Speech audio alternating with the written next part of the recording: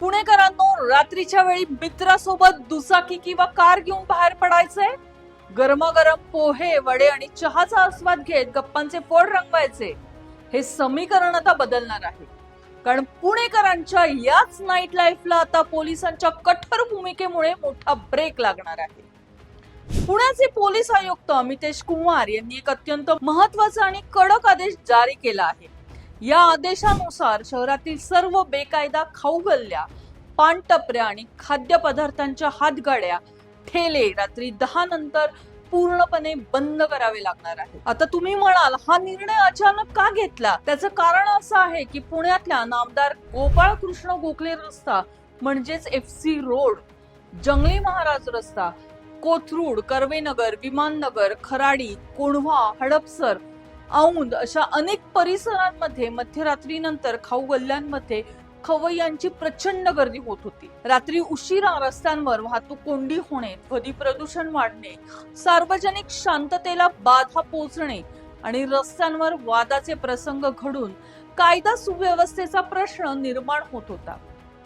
ही परिस्थिती किती गंभीर आहे हे पाहण्यासाठी स्वतः पोलीस आयुक्त अमितेश कुमार यांनी मागील आठवड्यात रात्रीच्या वेळी शहराची प्रत्यक्ष पाहणी केली. तेव्हा त्यांना अनेक ठिकाणी पदपथ आणि रस्त्यांवर अतिक्रमण करून बेधडक खाद्यपदार्थ विक्री सुरू असलेली दिसली, ज्यामुळे वाहतुकीचा पार बोजा वारा उडला होता. या समस्येवर नियंत्रण मिळवण्यासाठी पोलिसांनी अनधिकृत नाईट लाईफला हा अघोषित कर्फ्यू लावला आहे. पण कायदा सुव्यवस्था राखण्याच्या या कारवाईमुळे रात्री व्यवसाय करून पोट भरणाऱ्या छोट्या व्यावसायिकांच्या मात्र पोटात गोळा आला आहे. दरम्यान या कारवाईच्या सुरुवातीला काही भागात वैध परवानाधारक रेस्टॉरंट, हॉटेल्स आणि दुकानेही सक्तीने बंद करण्यात आली होती, ज्यामुळे व्यापाऱ्यांमध्ये आणि हॉटेल व्यावसायिकांमध्ये सुद्धा तीव्र नाराजी पसरली. व्यावसायिक संघटनांनी थेट पोलीस आयुक्तांची भेट घेऊन यावर आक्षेप नोंदवणारे निवेदनही दिले होते. व्यापाऱ्यांच्या या तक्रारींची दखल घेत पोलीस आयुक्त अमितेश कुमार यांनी महत्त्वाचं स्पष्टीकरण दिलं. त्यांनी स्पष्ट केलंय की ज्यांच्याकडे वैध परवाना आहे अशा हॉटेल्स, रेस्टॉरंट, पब आणि बार यांच्यावर कोणतीही बंदी नाही.